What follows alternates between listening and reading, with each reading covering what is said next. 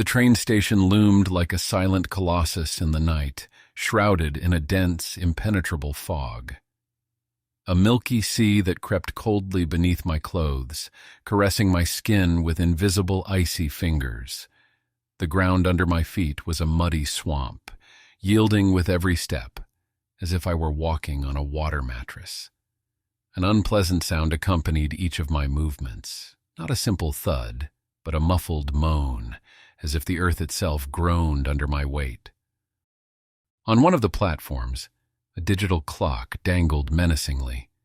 Its figures, midnight, pulsed with a life of their own, a silent vibration that spread through the air.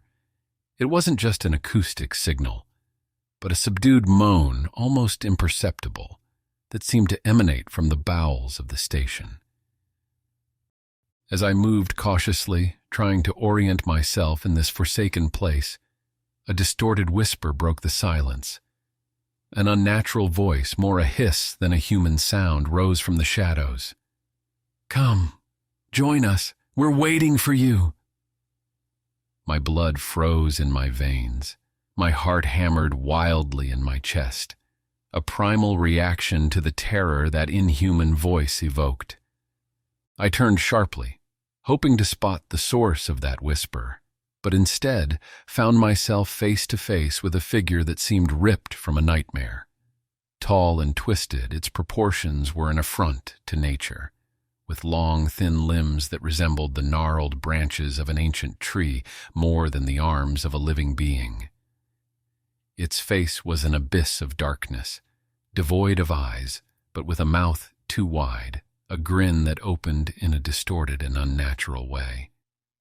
It moved with a slowness that defied all logic, its movements a torment to the eyes, like grainy frames of an old silent film. Panic seized me, pure and uncontrollable. For a moment my body was paralyzed by terror, my breathing short and labored. Then, driven by a primal instinct, I began to run. I ran aimlessly among the platforms, but every corner of that station was identical to the last.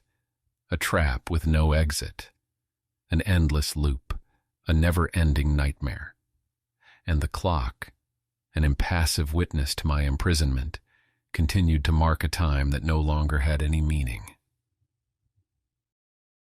Anguish squeezed my heart as my steps echoed on the soft, slimy station floor, an echo that multiplied in the darkness, creating a funeral chant of spectral sounds.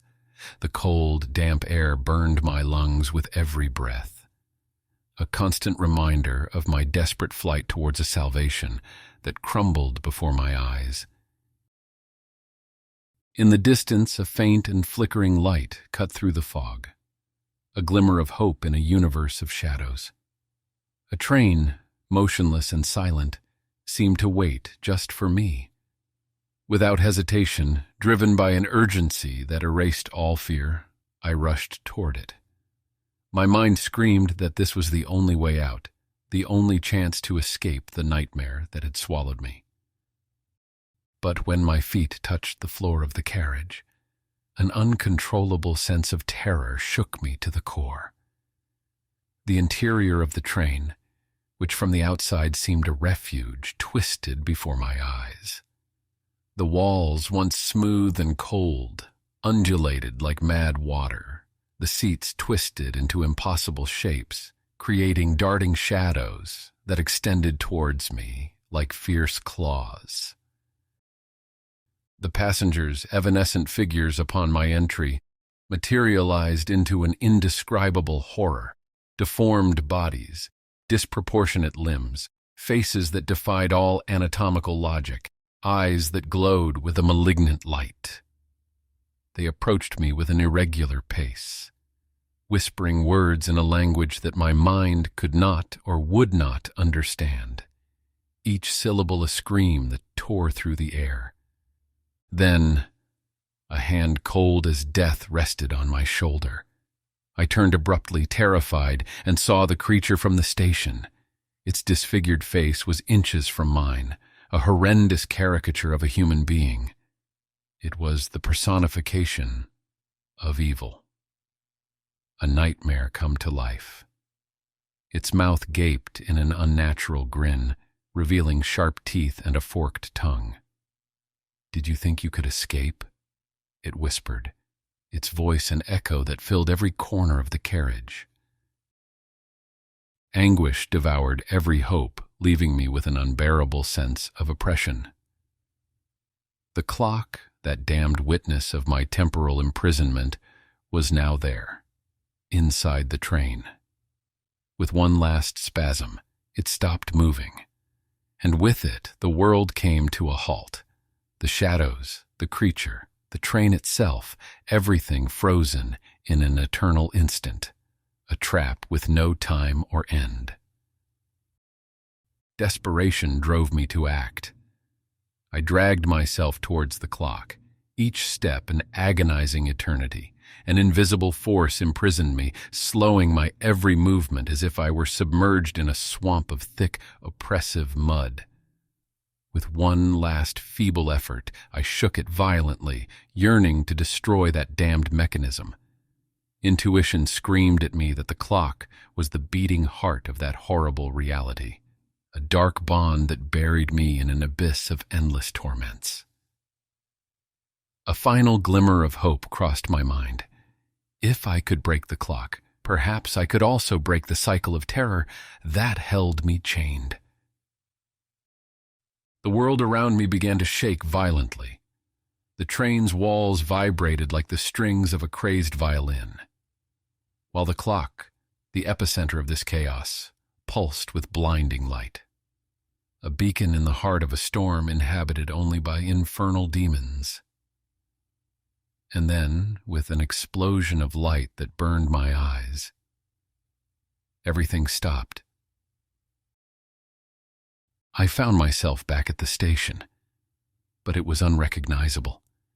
The fog had been swept away by rays of sunlight filtering through the dirty glass panes, creating a play of light and shadows on the floor.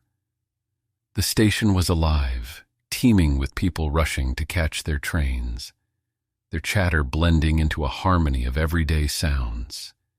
It was as if the nightmare had never existed, as if it had been erased from reality itself. I woke up with a start in my bed, my heart still racing wildly in my chest. It had been only a terrible nightmare, a journey through my deepest fears, a horror that my mind had woven in the darkness of the night. A wave of relief washed over me as I tried to calm my labored breathing. A cold sweat beaded my forehead as, dazed and confused, I stared into the emptiness of the room. The silence was deafening, broken only by my convulsive breath. The nightmare was over, but the terror still pulsed in my veins. It was just a dream, I repeated to myself, just a product of my imagination. I got up from the bed, my legs trembling, and approached the window. Sunlight filtered through the curtains, illuminating the room with a warm and reassuring light. I took a deep breath, trying to calm myself. Everything was normal, I told myself. There was nothing to be afraid of. But as I turned to go back to bed, a sudden flash caught my attention. My eyes, against my will, were drawn to the nightstand. A scream of terror escaped my lips as I staggered backward. Impossible! It couldn't be! The nightmare's clock was in my room, right there, next to my bed. Its digital display pulsed with a malevolent light. The figure's midnight burned like wounds in my mind,